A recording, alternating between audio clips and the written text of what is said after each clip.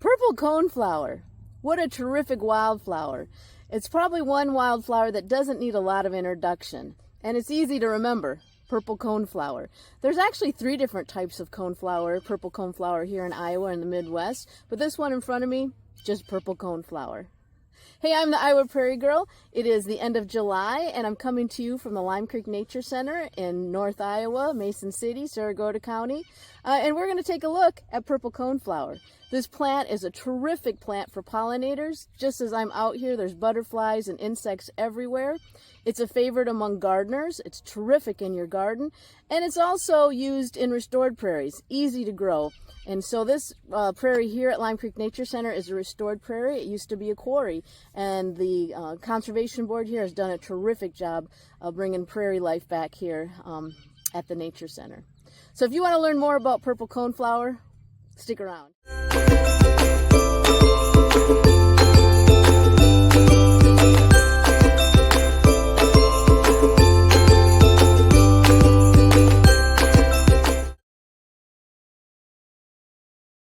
With the flower head first. So purple coneflower, it is a coneflower, and it's also in the daisy family, and it's a composite flower, meaning that it has 2 different types of flower in the flower head. So they have the ray petals, which are, they call them purple, but more likely they're a pink color, a dark pink color. And there's between 15 to 20 different ray flowers that go around the flower head. And when they first start to bloom, they kind of spread out, and then as the plant matures, they start to droop. As you can see, these are starting to droop here. At the end of each petal, easy way to identify, there's 3 different little notches at the end of each little ray petal.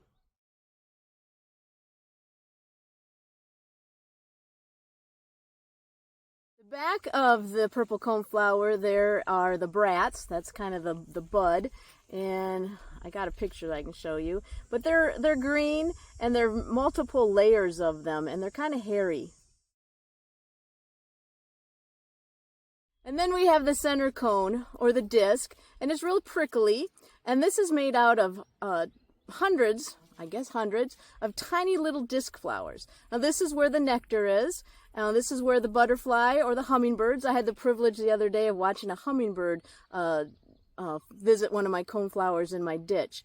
So you have these tiny little disc flowers, and it's prickly, and this is also where the seeds are developed. So as you can see, the disc flowers are a yellowish brown to a reddish brown. And the interesting thing that I found is that the disc flowers start to bloom around the outer edge first, and then they go towards the center. I found that interesting.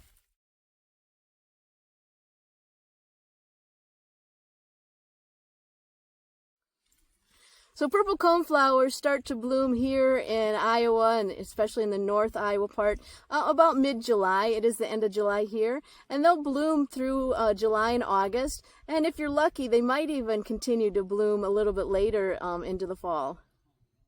Coneflowers are visited by a lot of pollinators.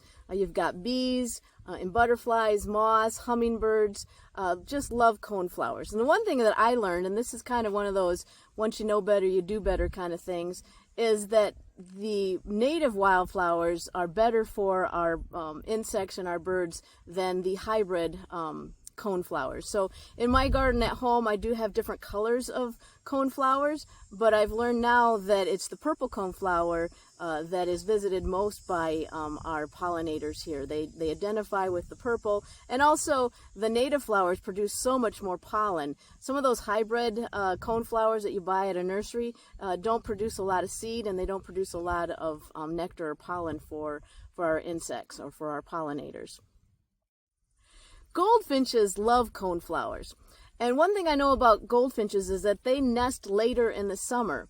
And one of the reasons they do that is that they don't feed their young insects. They feed their young regurgitated seeds and regurgitated plant material that they eat. So you'll see goldfinches visiting coneflowers, and they're getting the seeds, and they also will eat the petals, and then they go back and they regurgitate that to their young. Other seed-eating birds also like coneflowers. You might see a chickadee or a nuthatch getting a seed off a coneflower. So if you have coneflowers in your garden, don't deadhead them. Leave them up for the winter for the birds to eat the seeds.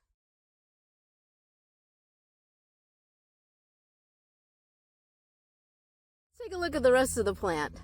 So this is one of those situations where the field guides will tell you, well, it could be this, but it might be this. So in this particular situation, they tell you that the leaves might grow opposite or they might grow alternate on the stem. They might be toothed or they might not, or they might have a smooth margin.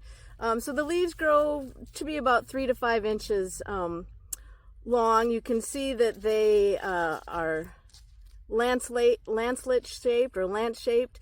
They grow to a tip at the point of the plant, and then they're larger at the base of the plant. The leaves sometimes don't have a stem to them, and the stem is kind of winged shaped.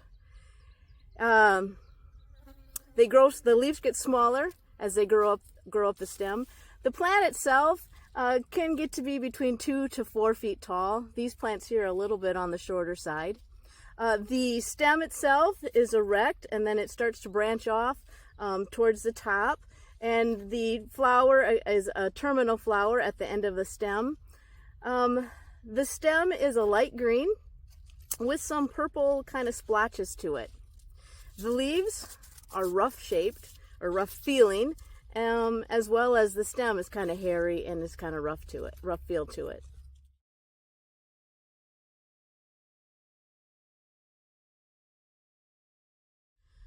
Purple coneflower likes sun to part shade.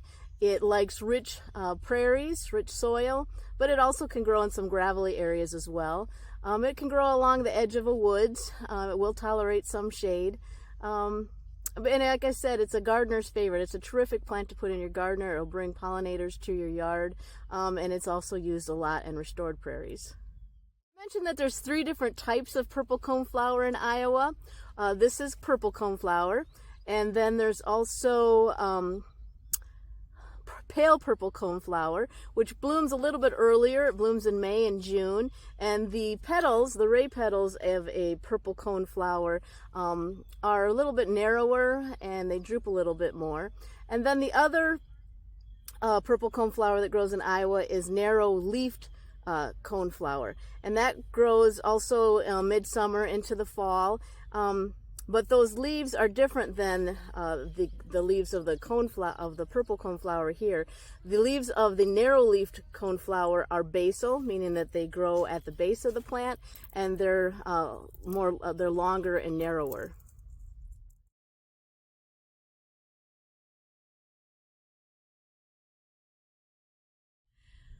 Another name for coneflower is echinacea. Echinacea is a Greek word, and it comes from the word sea urchin, which is a spiky plant at the bottom of the ocean. And so echinacea, or coneflower, is in reference to the spiky cone here on the purple coneflower. It's also similar to hedgehog, and so you have the hedgehog with the spiky little body. Echinacea is known for its antibacterial properties and numbing properties, and a lot of people will take echinacea to support their immune system, or even just take it when they start to develop an upper respiratory infection or a cold. It will help fight off that infection. Echinacea is also used to treat minor wounds or burns, skin irritations, and even bug bites. It's also called the toothache plant. Native Americans were known to chew on the root of echinacea to treat a toothache. And nowadays there's actually mouthwash that have echinacea in it to treat any kind of mouth pain. Let's throw in some folklore. So another name for purple coneflower is elkroot. And so there's a folklore, a Native American folklore, that says that there were elk, if they were injured or sick, they would go and eat the roots of purple coneflower, and it would miraculously heal the elk. So we have elkroot. Another name we have is Kansas snake oil, or just snake oil root or snake root. And this comes from the turn of the century when we had the traveling salesmen that would put on a show, and they would pretend that they were bitten by a poisonous snake, and then they would use the oil from echinacea or from purple coneflower to miraculously heal themselves from that snake bite. Americans did use purple coneflower or echinacea to treat snake bites. They also used it to treat mad dog bites, which would be rabies. It was used for sore throats, bee stings, headaches, and toothaches. It was also used during ceremonies like the sweat logs and other ritual feats. They found that it could prevent burns, and so it was used anytime they did something where it involved heat. Thanks for watching my video on purple coneflower. I hope you learned something new. Again, it's a perfect plant for your yard. It will bring all the pollinators to your yard. It's also great for those seed-eating birds and even hummingbirds. So consider putting purple coneflower in your yard. If not, if you're not a gardener, July, August is a great time to visit prairies. You got beautiful flowers blooming. And so I hope that you get a chance to get out and see purple coneflowers and other plants. As you can see, I got wild bergamot behind me. Coneflowers are blooming. Cup plants and compass plants are starting to bloom in July. So it's a great time to be out in the prairie. Again, thanks for watching. And when you get out, I hope you see something wonderful. Hey, let's close with a little plug for my books. We've talked a lot about the coneflower and what great flowers they are for pollinators. If you want to learn more about pollinators in a fun, easy way and learn with your children or grandchildren, consider buying my books. I have Gentian Wakes the Mason Bees, and in this book, my little hero, Gentian the Prairie Fairy, finds out that the early buttercup at her park that she lives in did not open yet this spring, and we find out that the mason bees have slept in. And so in this book you learn all about our native mason bees and what you can do to help our bees. And then in my other book, Gentian Helps the Monarchs, we've got the monarch butterfly, and we learn all about common milkweed and how important milkweed is to the monarch butterfly. And so you learn about the plight of the monarch butterfly, about their flights, and how they pollinate and need the common milkweed. So you can find both my books, Gentian Wakes the Mason Bees and Gentian Helps the Monarchs. You can find them both on Amazon. Or better yet, you can have your local bookstore order them for you and put them on their shelves. Thanks for watching.